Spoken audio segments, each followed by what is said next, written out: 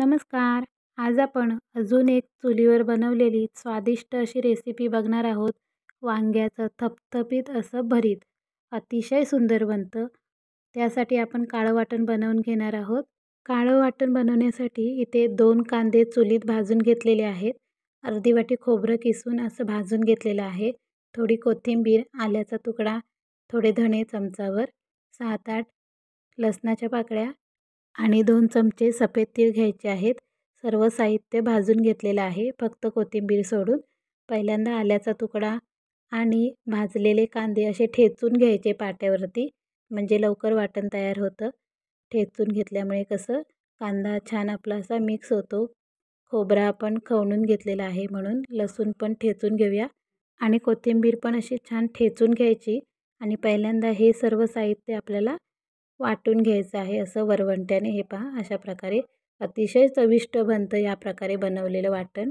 आणि 7-8 दिवस अगदी आरामात राहतं. फ्रीजमध्ये ठेवायची आवश्यकता नाही. गावाकडं आम्ही हीच पद्धत वापरतो.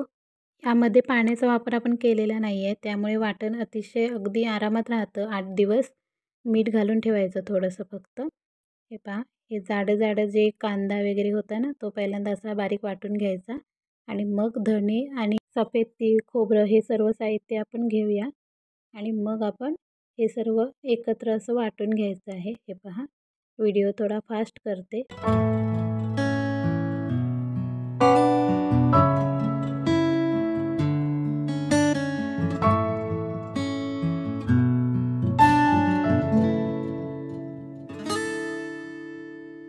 असं थोडं थोडं करून वाटून घ्यायचं. थोडं वाटलेलं एका साईडला घ्यायचं, पुन्हा पुन्हा एकदा वाटून घ्यायचं. असं गंधासारखं एकदम बारीक आपण मिक्सरमध्ये कसं वाटून घेतो त्याप्रकारे असं पाटावर वंट्यावरती पण छान वाटलं जातं वाटण. पाण्याचा वापर केलेला नाही, त्यामुळे हे वाटण टिकतं. हे पहा, असं छान वाटून घ्यायचं.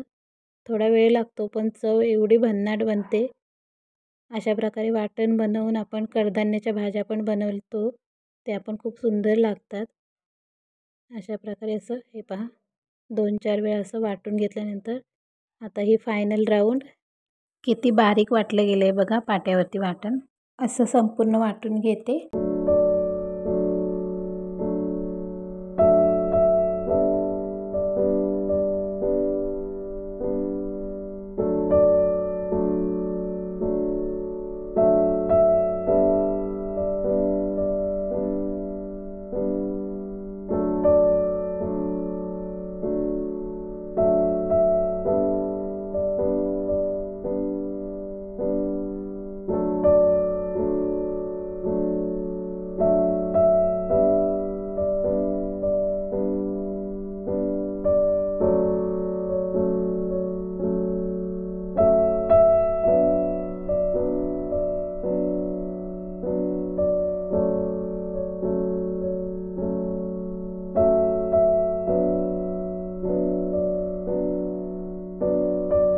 पाटा छान स्वच्छ असा धुवून घ्यायचा आणि हे पाणी आपल्याला रश्श्यासाठी वापरायचं आहे, भाजीसाठी.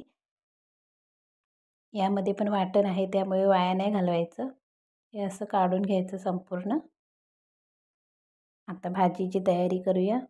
वांग्याची भाजी बनवणार आहे, त्यासाठी हे पहा, इथे छोटी छोटी अशी 7-8 वांगी घेतलेली आहेत. आता त्याचा देठ काढून घेते. देठ काढून हा वरचा भाग असा काढून टाकला. आता सुरीने असं मध्ये कापून घ्यायचं. 2 वेळा असे 2 काप करायचे. सर्व वांग्याचे सेम असंच करून घेणार आहे मी. आणि नंतर मग यामध्ये आपण मसाला भरून घ्यायचा, म्हणजे छान मसाला आतपर्यंत लागतो. जर वांगी मोठी असतील तर मग मध्ये कट करून 2 भागामध्ये असे सेम काप करायचे, म्हणजे मसाला छान लागतो. हे पहा, असं सर्व करून घेते.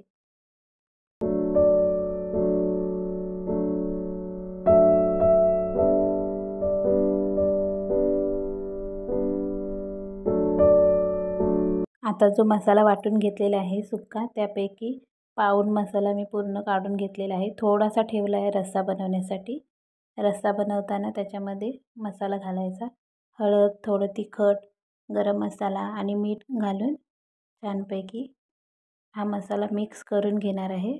आणि मग वांग्यामध्ये आपल्याला भरून घ्यायचं आहे. असं मिक्स करून घ्यायचं हाताने. असा सुक्काच अगोदर मिक्स करायचा, पाहिजे असेल तर थोडंसं तेल घालायचं. मी पण घालून घेते थोडंसं तेल, सुकं सुकं वाटतंय म्हणून.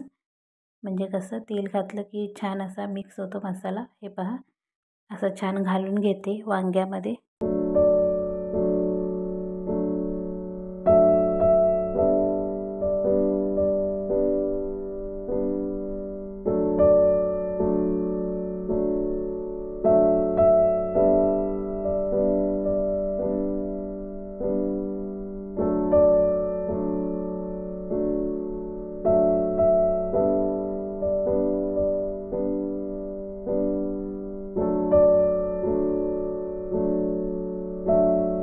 आता फोडणी घालून घेऊया. पातेलं ठेवले गरम करण्यासाठी. यामध्ये तेल घालायचं 2 ते 3 पळी. या भाजीसाठी थोडं तेल जास्त वापरायचं म्हणजे चमचमीत बनते. आता यामध्ये ठेचलेला लसूण घालणार आहे.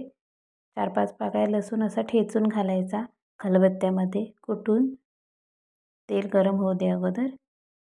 हे पहा, आणि असं छान फ्राय करून घ्यायचा पहिला. लसूण छान अशी फ्राय झाली की मग आपण यामध्ये वांगी घालून घेऊया, जी आपण भरून ठेवलेली आहे मसाला. असं एक एक वांगं घालून घ्यायचं. संपूर्ण वांगी अशी घालून घेते. आता जे मसाल्याचं पाणी आहे ते घालून असं फोडणी छान खमंग. हे पहा, मसाल्याचं पाणी घालून ताट थोडं ठेवायचं 4-5 मिनटं आणि नंतर मग यामध्ये आपण अजून थोडं पाणी घालणार आहोत वांगी शिजण्यासाठी. हे पहा, थोडंसं तिखट मीठ घालून जे आपण वाटण थोडंसं ठेवलेलं होतं ना, त्याच्यामध्ये पाणी घालून हे असं छान मिक्स करून घ्यायचं आणि फोडणीमध्ये घालून घेतलेलं आहे.